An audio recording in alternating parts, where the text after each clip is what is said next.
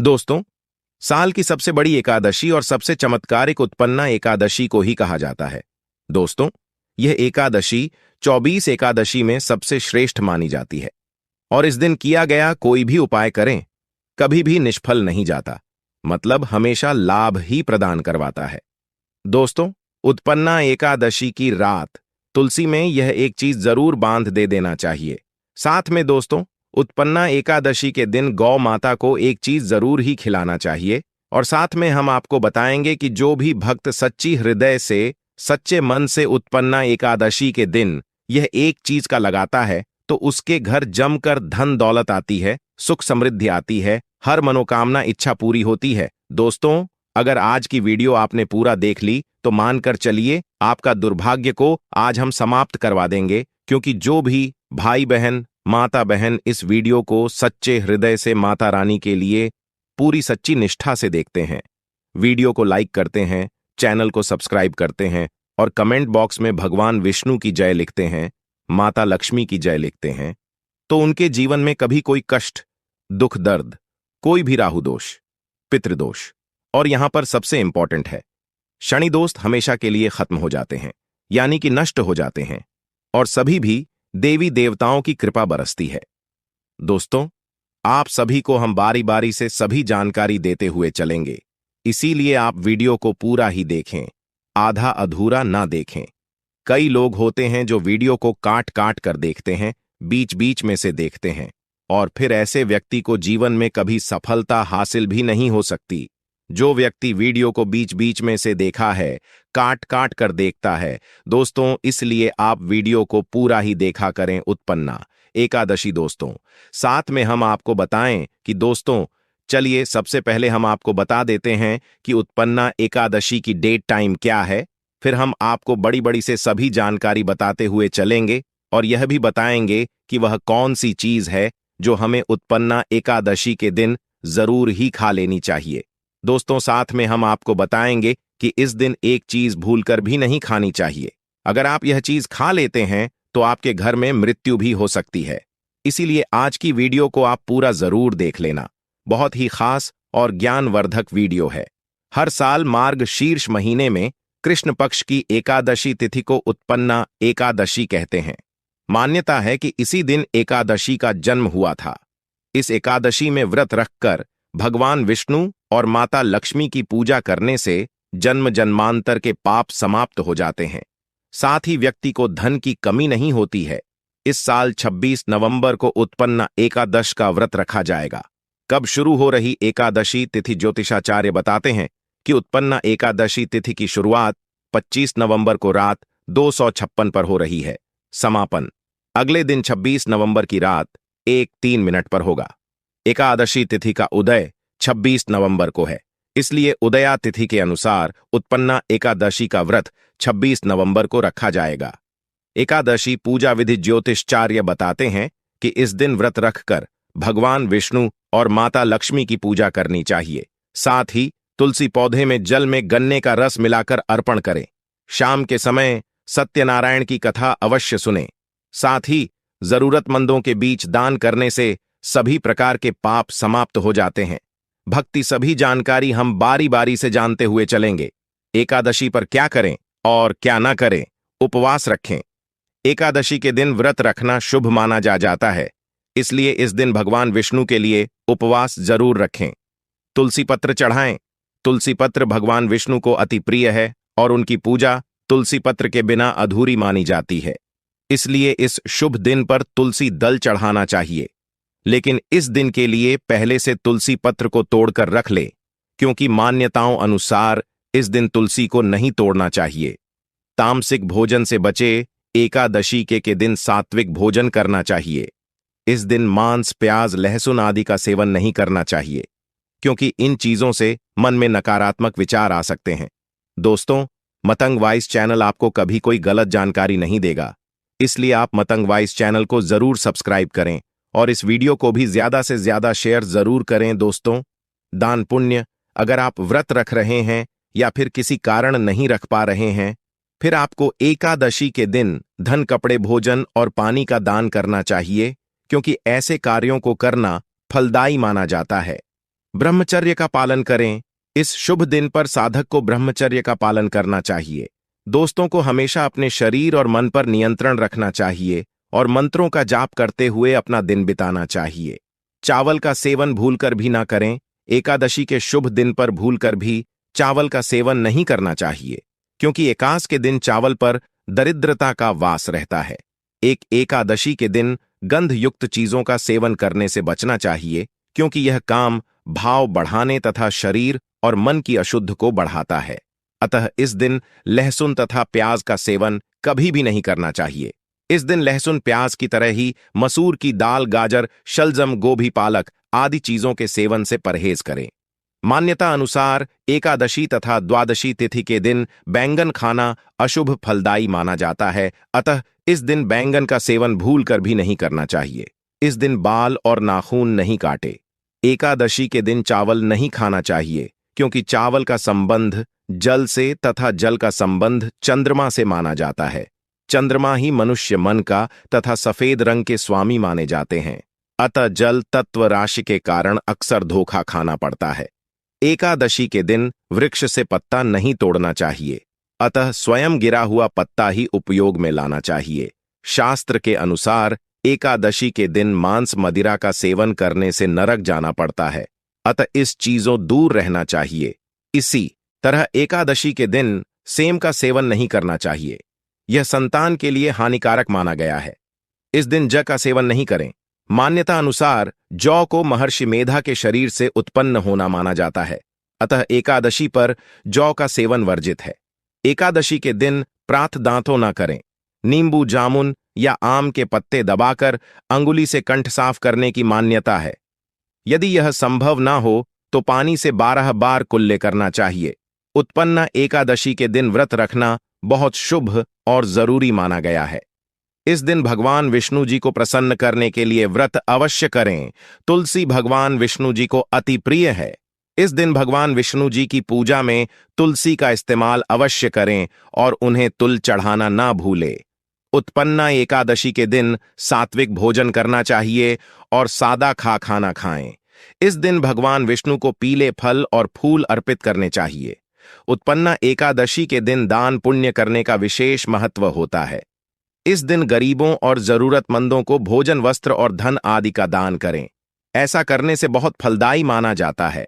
उपत एकादशी के दिन ब्रह्मचर्य का पालन करना चाहिए और अपने मन वाणी पर नियंत्रण रखना चाहिए। उत्पन्ना एकादशी के दिन भगवान विष्णु जी के मंत्रों का जाप जरूर करना चाहिए।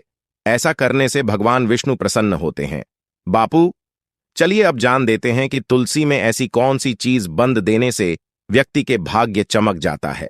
व्यक्ति के भाग्य में सुख समृद्धि की प्राप्ति होती है, धन दौलत की प्राप्ति होती है। कहा जाता है कि उत्पन्न एकादशी के दिन तुलसी से जोड़ा कोई भी उपाय किया जाए वह खाली जा ही नहीं सकता, क्योंकि इस दिन भगवान विष्णु माता लक्ष्मी जागृत अवस्था में होते हैं। उसे दिन कोई भी उपाय करें नहीं, वह खाली कभी नहीं जाएगा।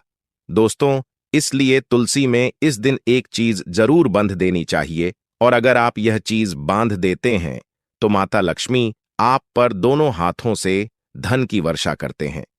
माता लक्ष्मी ऐसे घर में स्थायी रूप से निवास करते हैं जिस भी घर में यह एक चीज तुलसी में बांध दी जाती है। यानी कि उत्पन्न एकादशी के दिन तुलसी में एक चीज की जरूर बांध देना चाहिए। व्यक्ति का भाग्य चमक जाता है। व्यक्ति की भाग्य से गरीबी हमेशा के लिए वीर को जाती है। व्यक्ति के घर में समृद्धि की प्राप्ति होती है।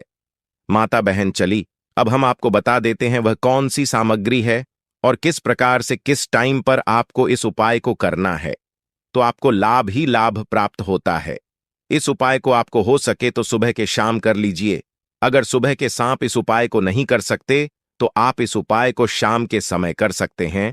पर शाम के समय सबसे अच्छा समय कौन सा माना जाता, आप तो इसके बारे में भी हम आपको बता दें कि आप इस उपाय को 7 बजे से लेकर 8 बजे तक कर लीजिए। 88 बजे से लेकर 9 बजे तक कर सकते हैं। अगर आप फिर भी आप इस उपाय को नहीं कर पाते हैं तो आप अधिकतर 12 बजे तक इस उपाय को कर सकते। रात्रि के समय 12 बजे से ज्यादा टाइम नहीं होना चाहिए। दोस्तों, अगर आप इस उपाय करना ही है तो आप इस उपाय को अगले दिन भी कर सकते हैं। पर इसका एक अलग से नियम होता है जो कि आपको इस वीडियो के अंत में हम आपको बताए। पर अब हम आपको बताते हैं कौन सी चीज तुलसी जरूर बांध देना चाहिए। भक्ति आपके घर में हर किसी के हाथ में कलावा तो जरूर बांधते हुए दोस्तों, इस कलावे को मामूली समझने की भूल भी मत करना, चेष्टा भी मत करना।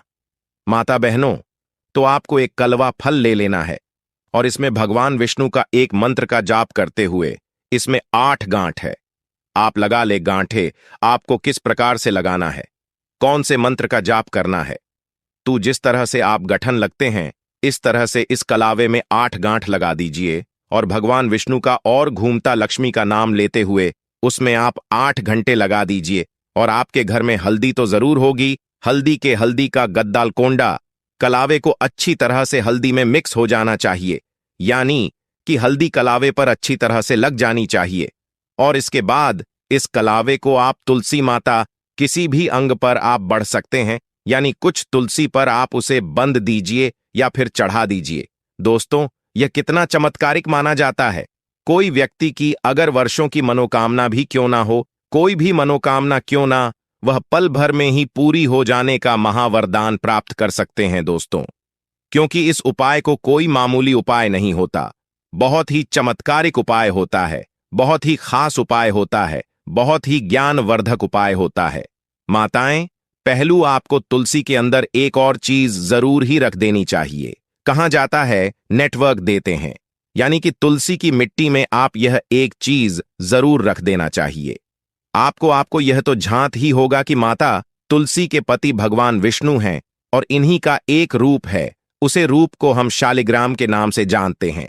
और जो भी भक्त इस एकादशी के दिन गलती से भी अगर जाने अनजाने में भी अगर या फिर जानबूझकर अगर वह व्यक्ति इन शालिग्राम की मूर्ति को माता तुलसी के गमले के पास रख देता है तो कहा जाता है कि उसकी जन्म जन्मांतर के पास समाप्त हो जाते हैं। उसके घर में सुख समृद्धि की प्राप्ति होता है। माता लक्ष्मी ऐसी घर में हमेशा ही वास करते हैं। जिस घर में अगर शालिग्राम की मूर्ति को तुलसी के समक्ष यानी कि पास में रखा जाए, उसे घर में माता लक्ष्मी हमेशा ही रहती है। हम तो चलिए अब हम आपको बता देते हैं कि आपको यह साल की सबसे बड़ी एकादशी के दिन गौ माता को एक चीज जरूर खिला देनी चाहिए। वक्त गौ माता सभी अपने अंदर सभी देवी देवताओं को समेटे हुए यानी कि धारण करे हुए हैं। अगर आप गौ माता को एक चीज खिला देते हैं तो फिर मनोकामना इच्छा पूरी होती है।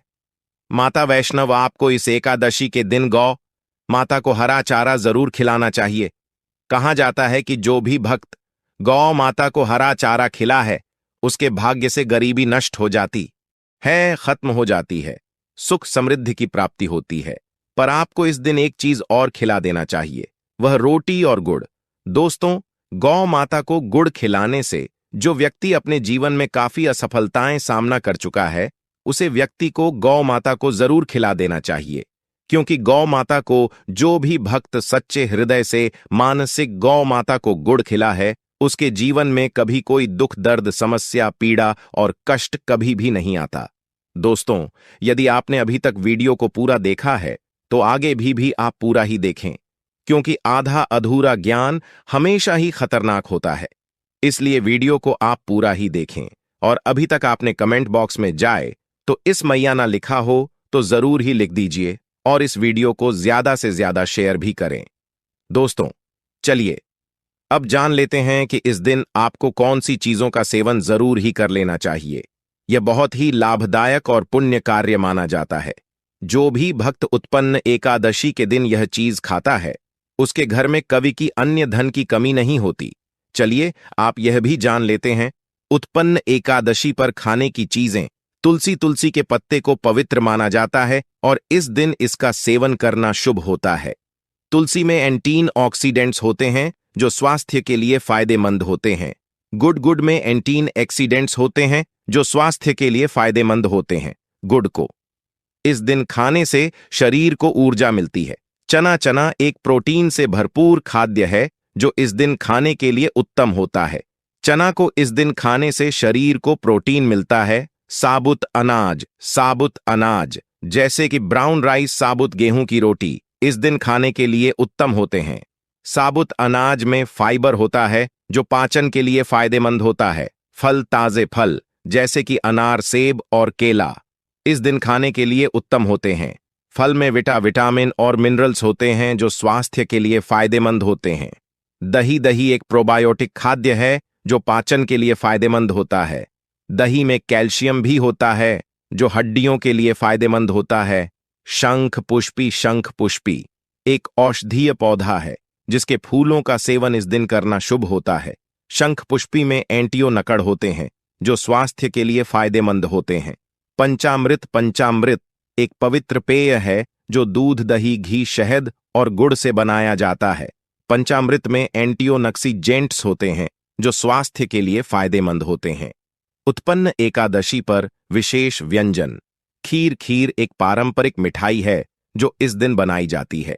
खीर में चावल, दूध और गुड़ होता है। पूरी और सब्जी एक सामान्य भोजन है जो इस दिन खाया जाता है। पूरी में साबुत गेहूं होता है और सब्जी में विटामिन और मिनरल्स होते हैं। 3 मिष्ठान जैसे कि लड्डू, बर्फी और जलेबी इस दिन बनाए जाते हैं। मिष्ठान में गुड़ और चीनी होती है जो स्वास्थ्य के लिए फायदेमंद होती है। 4 हलवा एक पारंपरिक मिठाई है जो इस दिन बनाई जाती है। हलवा में गेहूं, दूध और गुड़ होता है।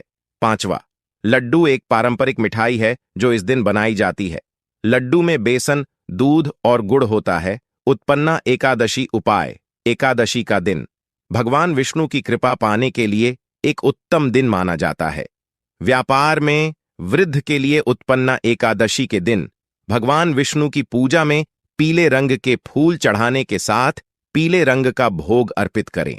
मान्यता है कि ऐसा करने से भगवान विष्णु प्रसन्न होते हैं और कारोबार में तरक्की के योग बनते हैं। दरिद्रता होगी दूर, घर से दरिद्रता दूर करने के लिए उत्पन्ना एकादशी के दिन सुबह और शाम को तुलसी के पेड़ के नीचे घी का दीपक जलाएं और लक्ष्मी चालीस का पाठ करें। इसके अलावा पूजा में भगवान विष्णु को 11 तुलसी के पत्तों का भोग लगाएं। मान्यता है कि ऐसा करने से भगवान विष्णु के साथ माता लक्ष्मी का आशीर्वाद मिलता है और दरिद्रता दूर होती है। गृह क्लेश से मुक्ति। अगर घर में बहुत ज्यादा लड़ाई झगड़े होते हैं और लंबे समय से क्लेश चल रहा है तो ऐसे में उत्पन्ना एकादशी के दिन घर में दक्षिणावर्ती शंख की स्थापना करें। उसके बाद शंख की धूप, दीप आदि से पूजा करें। मानत है कि ऐसा करने से गृह क्लेश से मुक्ति मिलती है। धन लाभ के उपाय।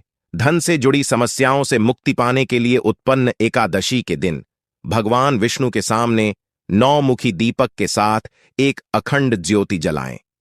ऐसा करने से घर में सकारात्मक ऊर्जा बढ़ती है। मां लक्ष्मी का आशीर्वाद मिलता है जिससे धन से जुड़ी सभी परेशानियां दूर होती हैं।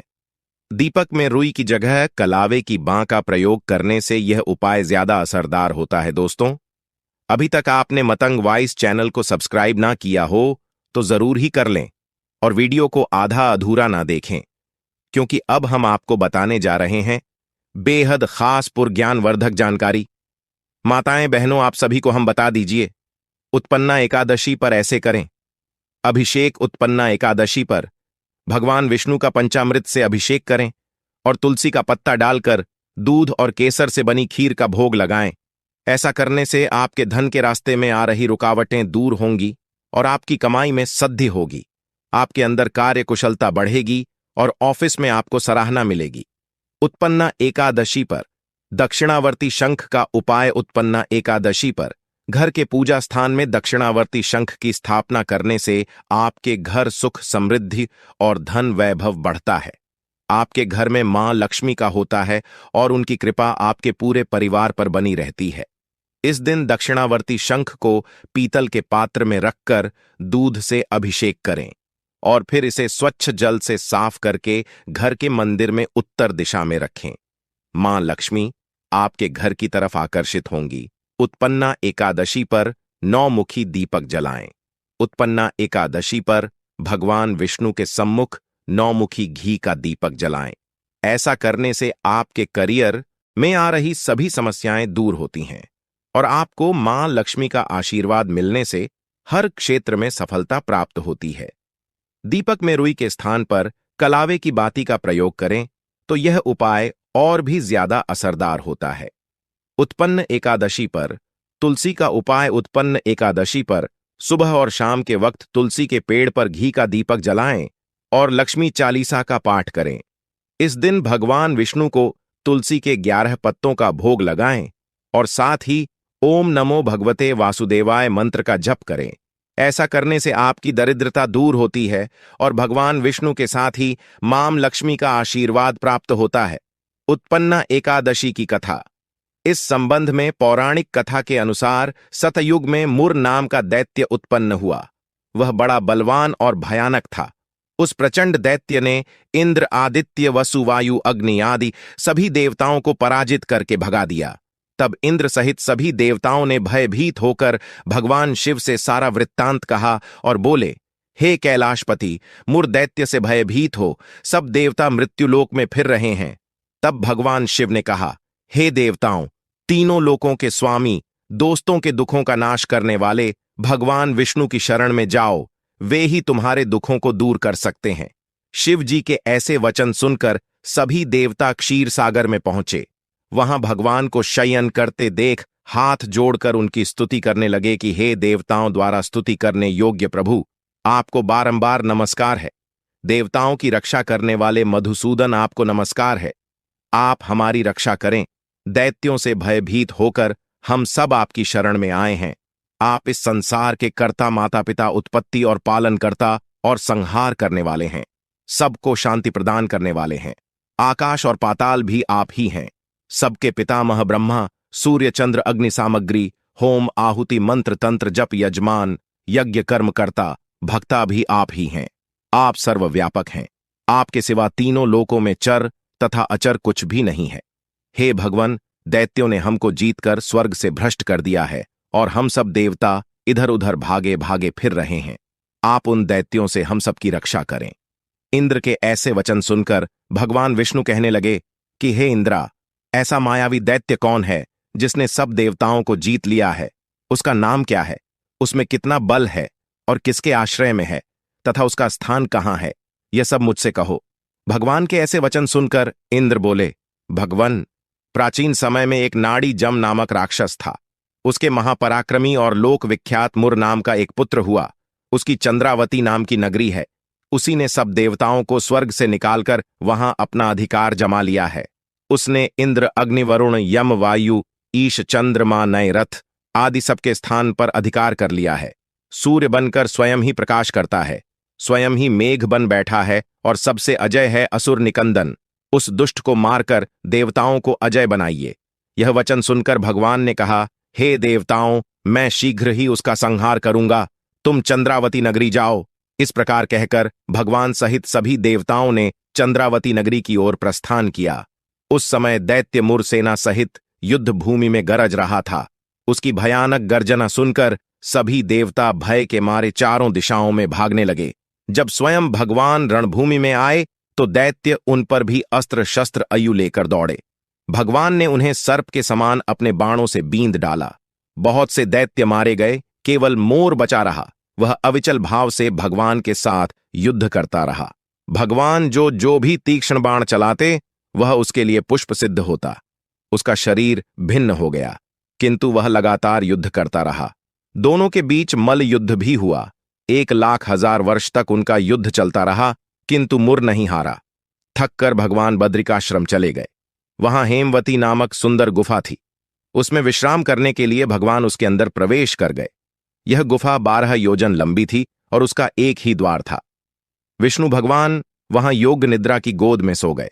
मुर भी पीछे पीछे आ गया और भगवान को सोया देखकर मारने को उद्यत हुआ। तभी भगवान के शरीर से उज्ज्वल कांतिमय रूप वाली देवी प्रकट हुई। देवी ने राक्षस मुर को ललकारा, युद्ध किया और उसे तत्काल मौत के घाट उतार दिया। श्रीहरि जब योग निद्रा की गोद से उठे तो सब बातों को जानकर उस देवी से कहा कि आप